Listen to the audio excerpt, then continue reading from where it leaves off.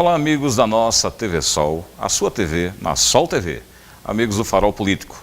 No programa de hoje, nós vamos ter dois convidados.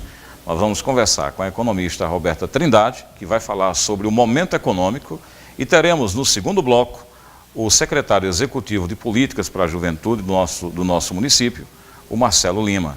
O programa de hoje promete. O Farol Político está no ar.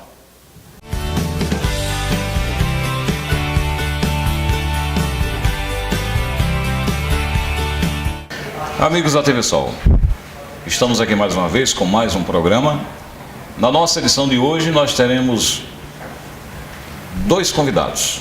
A professora Roberta Trindade, que é mestre em gestão. Nós vamos falar de economia, a situação em que o país está vivendo nesse momento, e nada melhor do que ter aqui no programa a visão de uma economista. No segundo bloco nós vamos falar de políticas para os jovens. Nós vamos conversar com o secretário executivo do município de Políticas para Jovens, o Marcelo Lima. Nesse primeiro bloco, o prazer de receber aqui no nosso Farol Político a economista Roberta Trindade. Professora Roberta, seja bem-vinda. Prazer é nosso e eu estou à disposição para a gente conversar sobre a conjuntura, elementos que são importantes, tanto na postura teórica como na vida prática das pessoas. Vamos para a praticidade, né? O brasileiro, eu digo sempre nos nossos programas, que passou por um processo de recepção da imagem de um país em que tudo estava bem. De uma hora para outra passamos a embarcar numa instabilidade econômica, nesse barco da instabilidade econômica. Nós estamos vivendo dias críticos em relação à economia. Com relação àquele processo final de finalidade, aliás, de fim de primeiro governo da presidente Dilma, a senhora, como economista, como mestre em gestão, sentia que algo não ia bem no Brasil? Na verdade, o Brasil passou por uma oportunidade ímpar, que é a estabilidade. Um país que viveu longos anos de inflação, de grandes dificuldades, uma década perdida, década de 80, e ter conseguido se recuperar a partir da implantação do Plano Real foi um privilégio. Mas essa conjuntura depende muito de governo, depende muito do povo, depende muito da interação entre os dois. E o governo começou a esquecer alguns elementos que eram muito importantes para a estabilidade, controle da inflação, e o povo também deveria ter contribuído mais, a partir de um equilíbrio melhor nas suas próprias contas. Então, muito consumo com o descontrole do próprio governo nos gastos acabou euforia, né? Nos dando a impossibilidade de manter essa estabilidade. E o conjunto, é claro que é importante a organização da própria política fiscal. Um gasto demais, expande demais, políticas muito benevolentes, né, demoradas, que a política macroeconômica ela tem por si a obrigação de ser temporária, com um tempo determinado para encerrar, acabou nos levando então a perder esse controle na inflação que acaba gerando a instabilidade. Com esse perfil que a senhora traça, e é claro que isso aí é uma coisa externada da realidade que vivemos, no segundo governo Dilma, ficou bem perceptível todo um ajuste de forma rápida, de forma drástica, assim como podemos até dizer. A atitude que a presidente tomou foi correta? Bom, a gente, quando eu digo assim, ocorreram alguns desmandos, né? Eu começo a dizer justamente no momento em que começa-se a gastar mais do que arrecada. Essa é uma noção simples de economia. Nosso próprio orçamento, se a gente ganha e gasta mais do que ganha, a noção é que o déficit vai gerando. O Brasil já é um país que vem formando isso há séculos. É tanto que nós não pagamos a nossa dívida, nós sempre temos essa dívida externa. O que nós temos condição de dizer que pagamos é quando a gente tem, então, os juros da dívida compatível com a reserva que nós temos, né? O tamanho da dívida compatível com a reserva. Aí a gente imagina que tem uma dívida equilibrada. E desde o momento em que, se assim posso dizer, no momento em que se prepara mais um governo, mais uma campanha, e se gasta mais do que a possibilidade, desde o momento em que as próprias políticas sociais elas são expansionistas, que beneficia o povo de certa forma, claro, mas ao mesmo tempo pesa para os cofres do governo, pesa para o montante de recursos que a gente tem que empregar nas políticas, e o próprio PAC, que era para a aceleração do crescimento, veio acelerar demais, né? Isso já aconteceu em outro momento da economia brasileira. Quando nós tivemos o Plano Nacional de Desenvolvimento, na década de 80, houve também um processo dessa forma, em que nós gastamos muito, expandimos muito, então todo mundo estava achando muito bom, porque o nível de desenvolvimento vem crescendo, o dinamismo da economia se apresenta bem, mas a consequência, se não for numa noção de muito planejamento e muito equilíbrio, é justamente você ter um desequilíbrio fiscal. Então, gastou mais do que arrecadou. E nós temos essa noção na nossa economia, tanto que o orçamento apresentado para 2016 tem um déficit de 30 bilhões. Então, naturalmente, há um desequilíbrio também nesse sentido.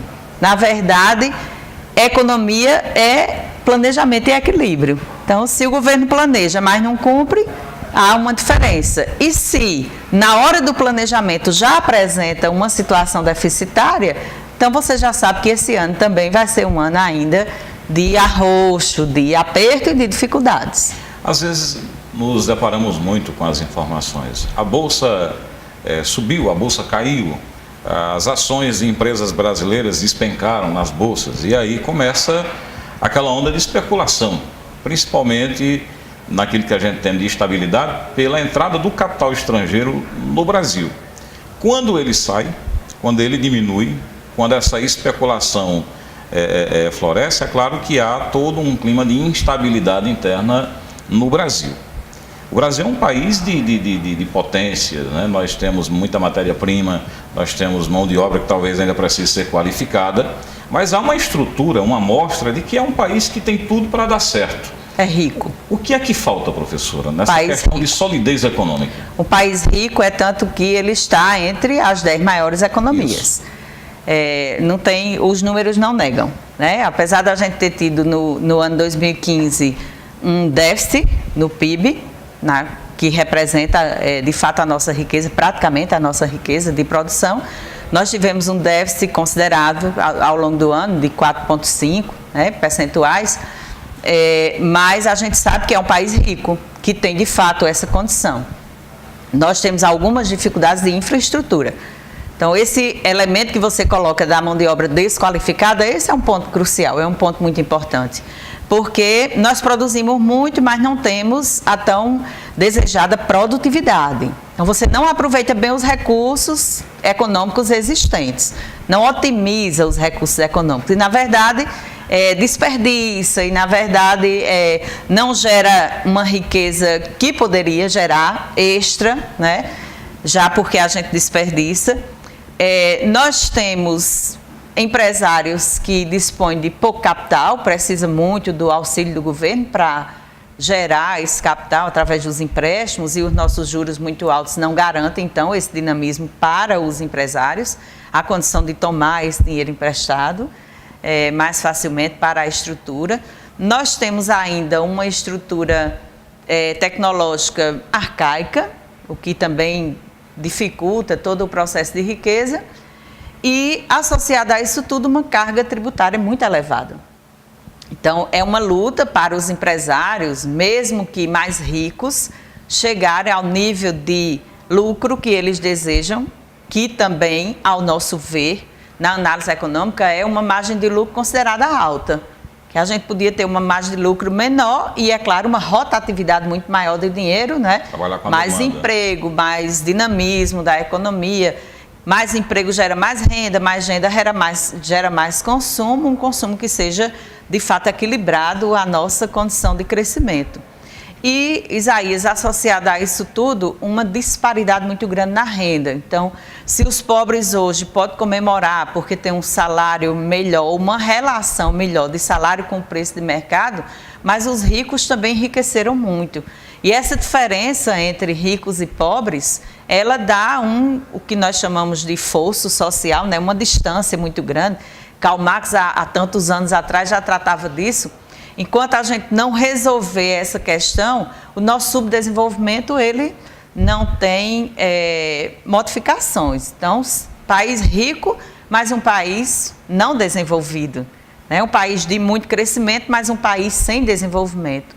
E é claro que o crescimento é condição para o desenvolvimento, mas nós já precisaríamos ter para o nosso povo uma melhor qualidade de vida, mais emprego, mais renda, mais educação também de consciência, educação financeira, para saber gastar melhor os recursos. Na verdade, nós gastamos muito, guardamos pouco, não existe poupança que dê ao governo a condição de equilibrar melhor essa economia, de ter mais dinheiro sustentado, né? mais recursos sustentados para poder investir melhor ou incentivar melhor esse nível de investimento, e chegamos então a uma situação difícil, que não é impossível nem é sem solução, porque, segundo Keynes, o capitalismo ele é cíclico de crises.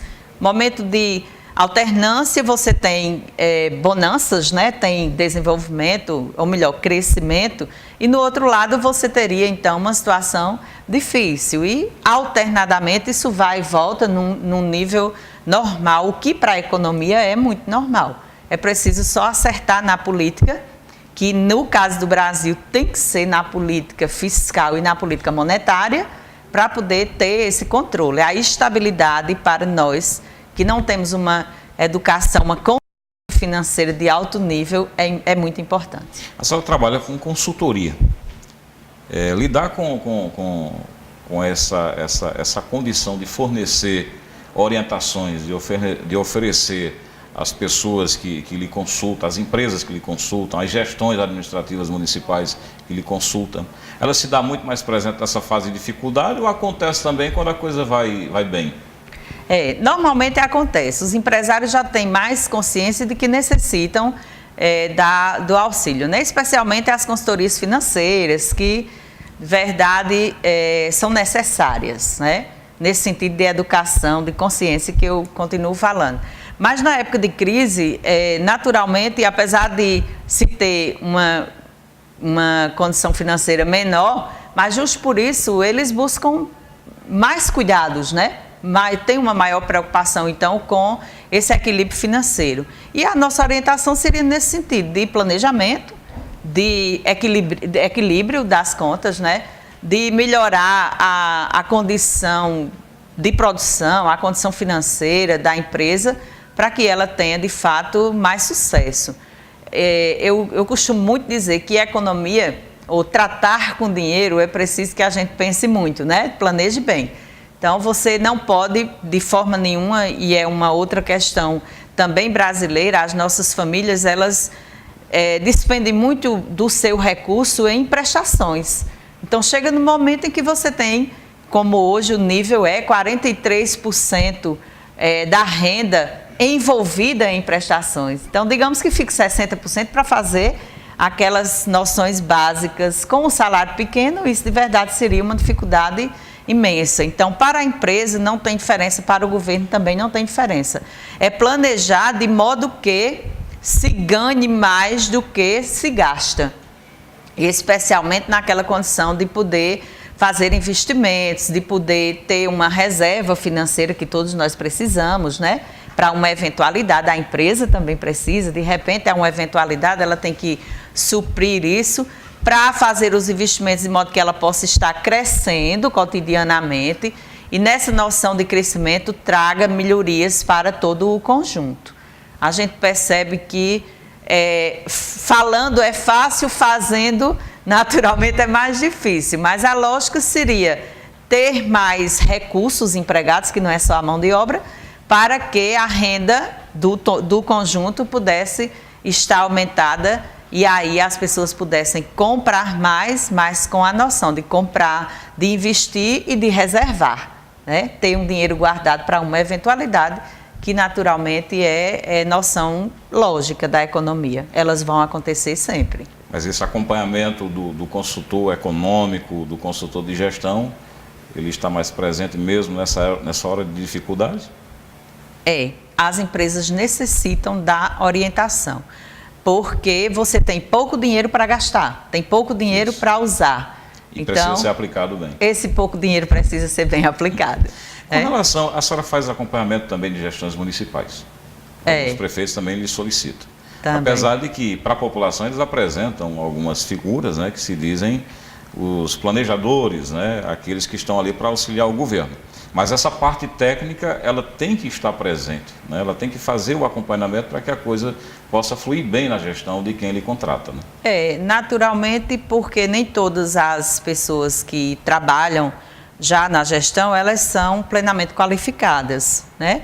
E mesmo assim, a importância da consultoria é porque os consultores vivem estudando uma área específica, né? Então, você tem um foco no assunto. E focando o assunto, naturalmente, tem mais domínio, tem mais condição de fazer essas orientações. Um detalhe é muito importante na noção econômica, tanto para a empresa como para a própria prefeitura, que é aproveitar a análise dessa conjuntura. Né? Você vê uma decisão do governo pode afetar diretamente um setor, é o caso daquele IPI reduzido para os automóveis, por exemplo, para os eletrodomésticos. Naquele momento, aquele setor estava sendo incentivado ao crescimento. Mas chega um momento que é preciso retirar a política, acabar com a política. Então, aqueles mesmos elementos, agentes econômicos que estavam sendo incentivados, eles precisam aprender a andar agora sem a presença da política, né?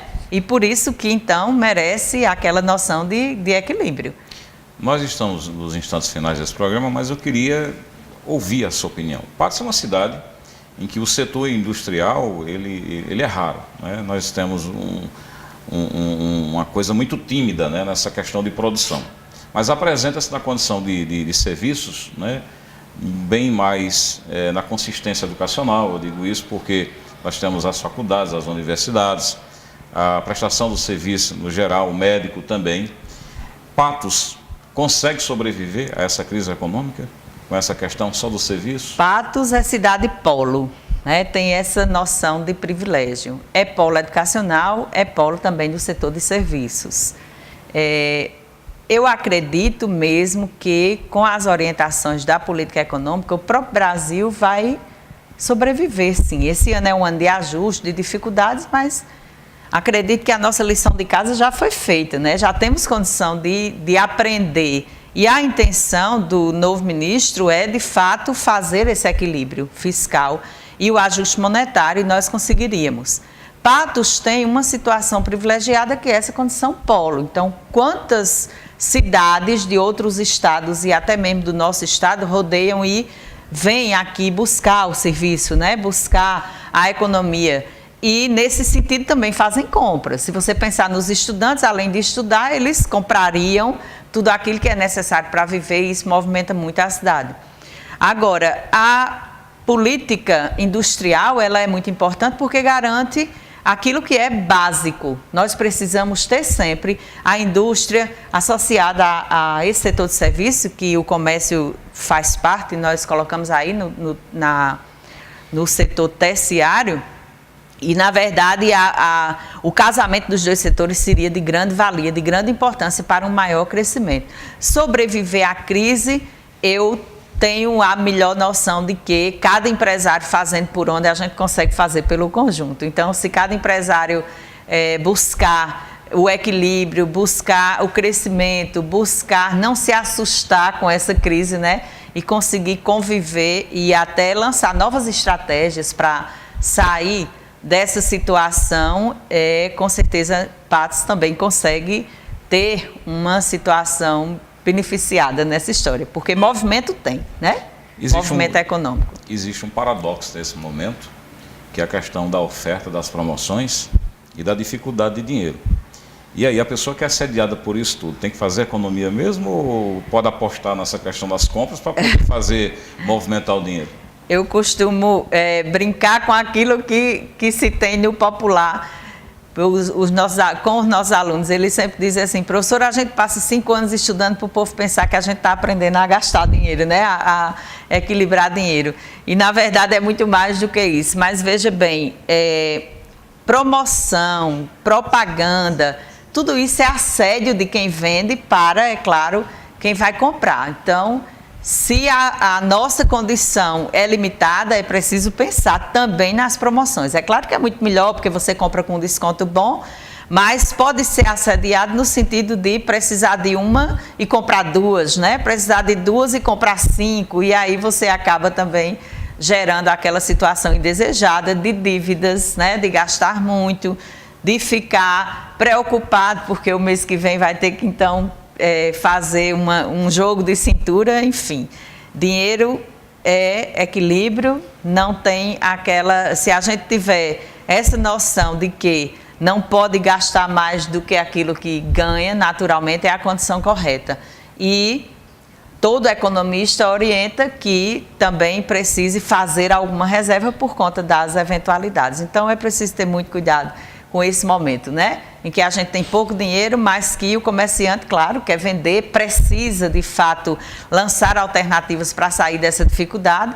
Vender com descontos é uma das possibilidades e vai surgir muito, né? Muita promoção, muita alternativa, muito assédio, muita propaganda para que o consumidor possa gastar sempre mais. Meus amigos, nós tivemos aqui uma aula de economia, uma consultoria também gratuita aqui no nosso programa Farol Político. Professora Roberta Trindade, eu agradeço pela presença. Eu quero agradecer também a oportunidade, me colocar à disposição sempre que houver um assunto que a gente tenha a condição de discutir e dizer da importância do programa, bem como desse evento para a sociedade patoense, porque quanto mais a gente conversa, né, mais a gente aprende, mais a gente conscientiza, mais leva aquela noção. A economia precisa ser de fato conversado para que as pessoas possam entender melhor. Às vezes a gente tem uma noção, mas a noção teórica é outra, né? E aí é preciso fazer essa interação teoria e prática para que o povo conheça melhor mesmo da economia teórica para poder aplicar muito bem isso na prática. No próximo bloco nós vamos falar de políticas para a juventude. A gente volta já.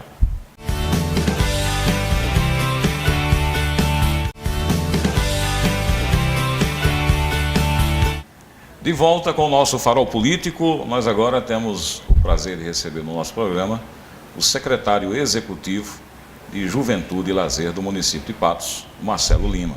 Nós vamos conversar com o Marcelo a respeito da preocupação em que, a partir da implantação de políticas para o melhoramento da juventude nesse país, há uma preocupação nesse momento com relação aos cortes no orçamento. Mas nesse programa nós vamos ouvir e saber do secretário o que fazer, como ele vai lidar com o ano 2016, com essas políticas para os jovens. Secretário Marcelo Lima, seja bem-vindo, boa noite. Muito boa noite, Isaías, né? Prazer estar aqui, quero saudar você, né? E agradecer, inclusive, desde já, né, pelo convite de estar aqui, participando desse programa e poder ter a oportunidade de divulgar um pouco mais o nosso trabalho, né, à frente da Secretaria Executiva de Juventude e Lazer do município, né, onde a gente tem buscado desenvolver definitivamente umas políticas que vão influenciar na vida do jovem patoense. Eu trouxe nessa abertura uma preocupação.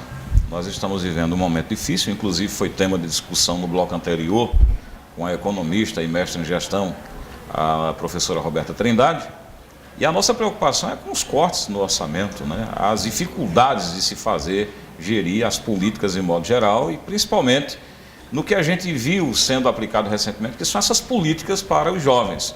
Jovens que enfrentam diversos problemas e violência, na maioria das vezes oriundo pelo problema das drogas, e a gente sabe que quando dá-se um trabalho, né, com o intuito de fazer ocupar esses jovens, então é preciso, né, desprender recursos para que isso aconteça.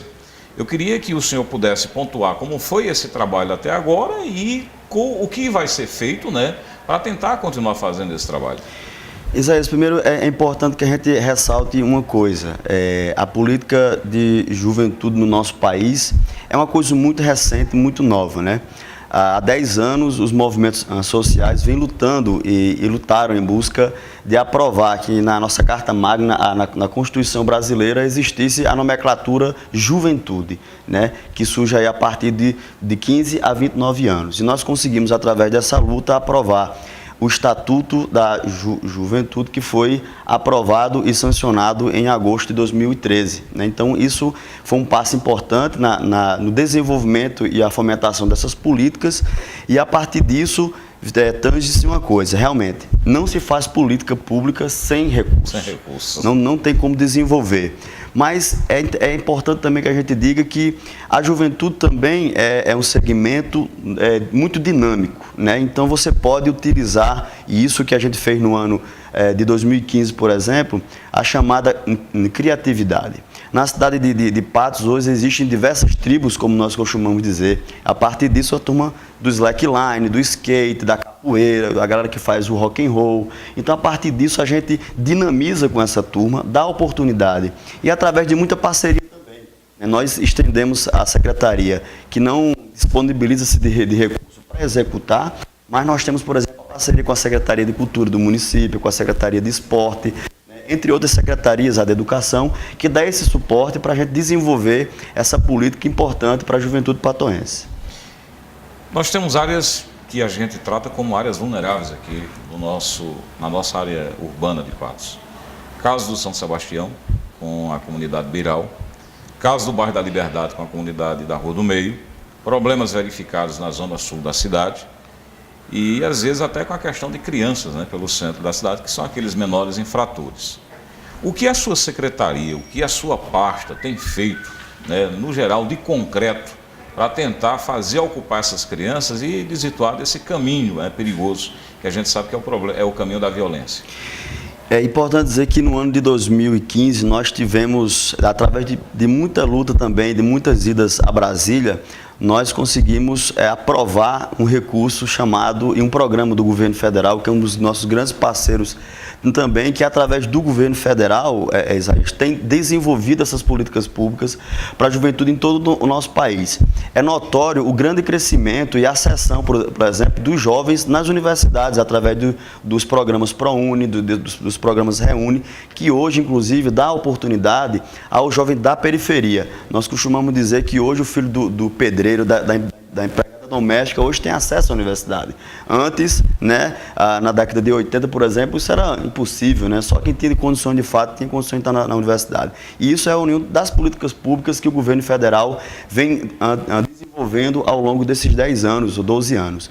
E esse programa também é um grande parceiro nosso, que é o governo federal, através da SNJ, que é a Secretaria Nacional, trouxe um programa de uma política específica para o jovem. E Patos é a única cidade do município que tem esse programa chamado Estação Juventude, que tem a grande finalidade do estado da Paraíba, isso, o estado da Paraíba que tem esse programa.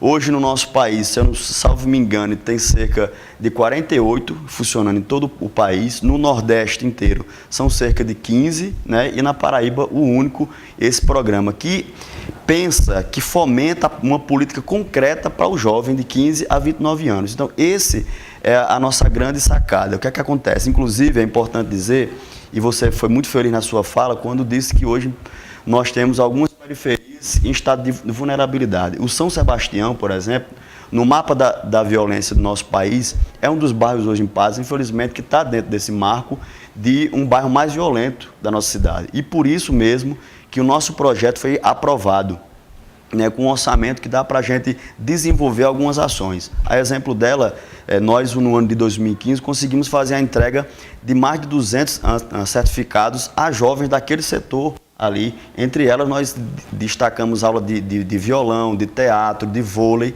Então isso são políticas que influenciam. Nós tivemos inclusive um resultado muito, muito positivo no ano de 2015, quando nós fizemos uma oficina de fotografia, que a gente entende que aqui na cidade ainda nunca se teve. Nós oferecemos durante 2 meses aí uma oficina e logo em seguida um dos nossos jovens foi feito um contrato em uma empresa aqui em Patos e ele hoje está atuando nessa área. Então isso são políticas concretas que influenciam na vida desse jovem que estava ali em determinado momento de forma ociosa, sem fazer nada, e o Estação veio concretamente para ajudar esse jovem a, digamos assim, desenvolver o seu próprio caminho. Você fala na questão certificar os jovens que receberam esses certificados, e aí eu lembro de coisas assim oferecidas, né, de forma temporariamente. E eu vejo que o jovem precisa de ocupação em tempo integral, em tempo mais duradouro. E o que você vê, o que você enxerga, o que você almeja, o que você tem tratado como objetivo para tentar trabalhar esse tempo também de ocupação do jovem tempo integral?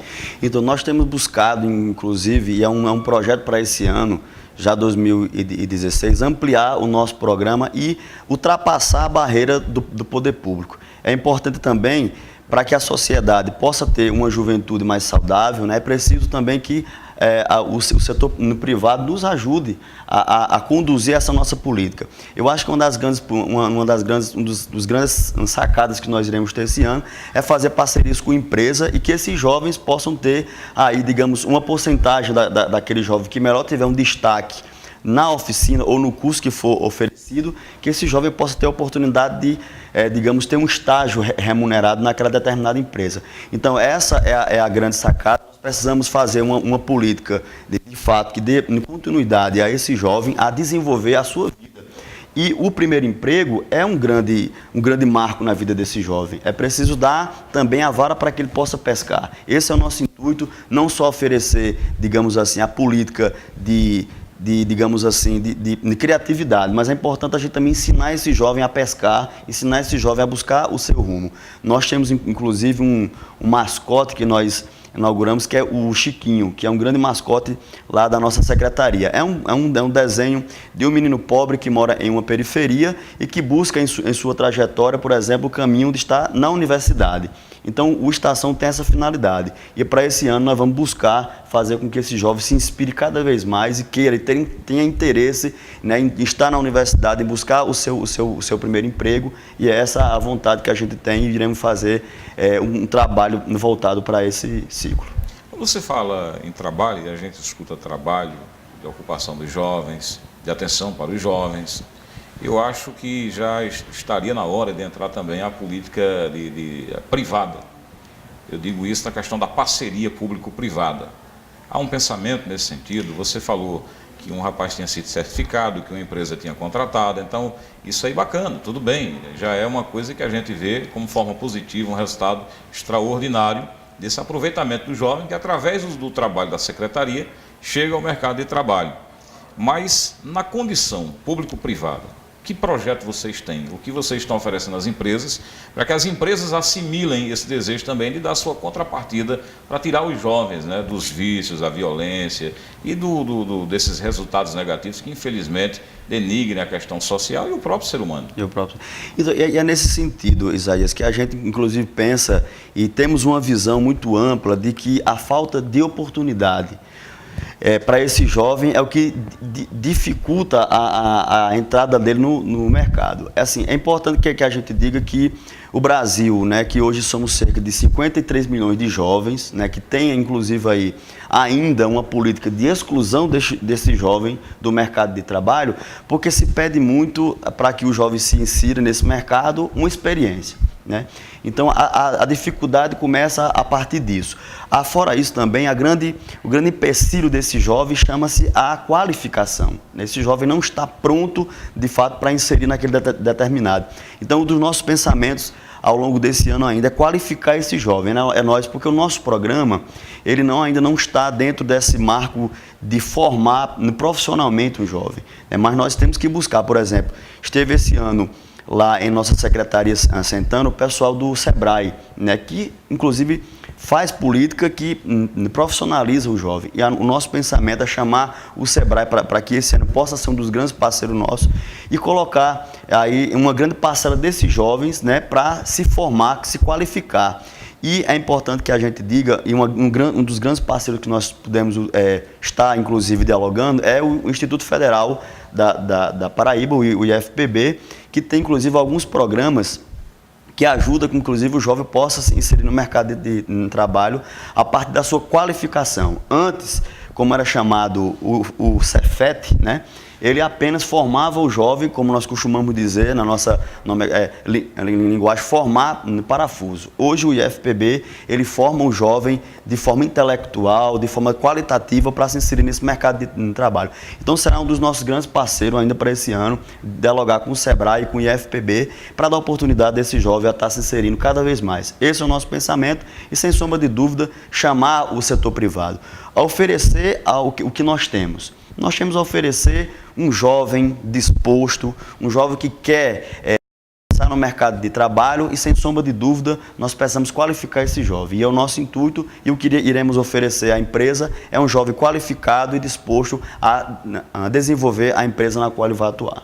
Você falou que a sua secretaria ela atua na faixa etária de 15 a 29 anos. E 25 a 29 anos não estaria tão velhinho assim? Nada, hoje no nosso país... Sim, até difícil para compreender como jovem, né? Inclusive, uma nova pesquisa que saiu, que é interessante essa pesquisa, que o brasileiro agora tem uma estimativa de vida até 100 anos. E que essa estimativa de vida dá uma oportunidade, inclusive, do jovem ser um jovem de 40 anos, né, para se inserir. É um senhor de 70, que antes era ancião, agora é um jovem de 70. Um jovem de 70 anos. Isso é uma pesquisa que está, inclusive, na revista juventude.br, que é importante estar lá toda essa matéria. E nos traz, inclusive, essa grande perspectiva, né, de não desprender desse teor de jovem, né, para o mercado. Porque hoje, inclusive, há uma grande dificuldade de manter um grande profissional por conta da idade. É explorado muito isso. Mas o jovem, eu acho que é o jovem de espírito, o jovem de atitude, o jovem que quer, de fato, fazer algo. Eu acho que está nesse momento do Brasil despertar para isso. Né, dizer que a idade, acho que tem que ficar em segundo plano. Eu acho que o jovem em si são jovens nas ideias e jovem na sua vontade de querer fazer. Então a gente pensa que jovem, ele é o jovem de 70 anos que ainda serve para o nosso mercado, para que definitivamente possa desenvolver o nosso país, que é isso que nós estamos precisando. Mão de obra qualificada para que o país possa cada vez mais se desenvolver.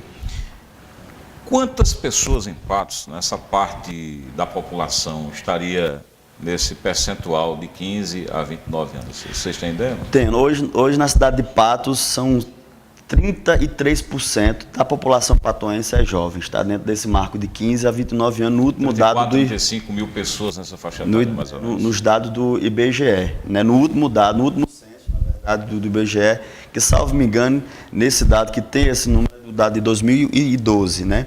Então, nós entendemos que é um percentual ainda um pouco pequeno, né, para uma cidade de quase 110 mil habitantes, mas que são jovens que, inclusive, na sua grande maioria, ainda precisam de mais oportunidades. Na sua grande maioria, estão ali morando em periferias, né, e são jovens vítimas dessa grande violência hoje existente na cidade.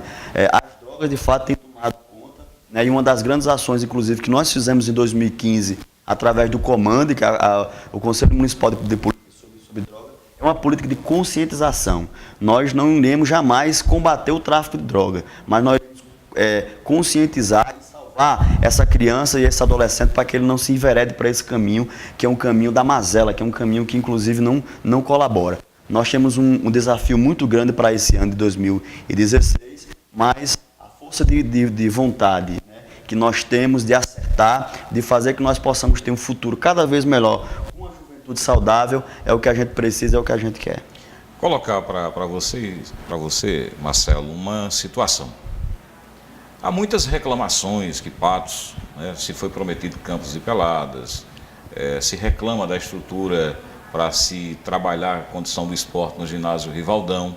O que a sua secretaria tem feito para interagir com a Secretaria Executiva de Esporte, comandada pelo Tonho Marcos, para tentar resolver esses aparelhos de promoção, né, da prática do esporte, para poder a sua secretaria também funcionar?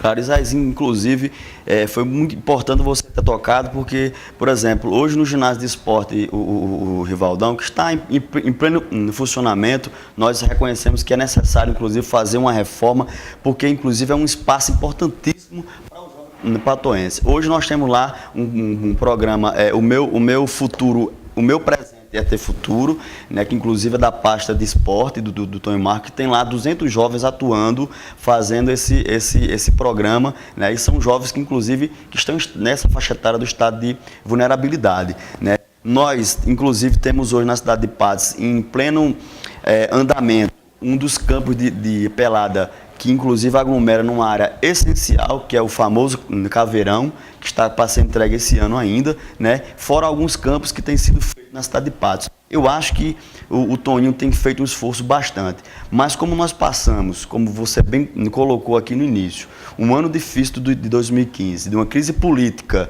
né, e uma crise econômica, né, que atrapalhou, inclusive, não só a federação, digamos assim, o governo federal, mas também o desenvolvimento de algumas políticas no Estado, em alguns estados, na sua grande maioria, e nos municípios, né, eu acredito que essa grande batalha. Agora, é importante dizer que a política, em conjunto com a Secretaria de Esporte, a de Cultura, a de Educação, né, tem buscado cada vez mais nessa gestão fazer com que o jovem patoense possa ter cada vez mais oportunidade. E essas parcerias é importante a gente refrisar, né, porque há um empenho desses secretários em desenvolver essas políticas. Vou torcer para que a sua pasta consiga, né, com todas essas perspectivas e continuidade de dificuldade, possa desempenhar, né, e continuar desempenhando esse trabalho que você tem feito, Marcelo.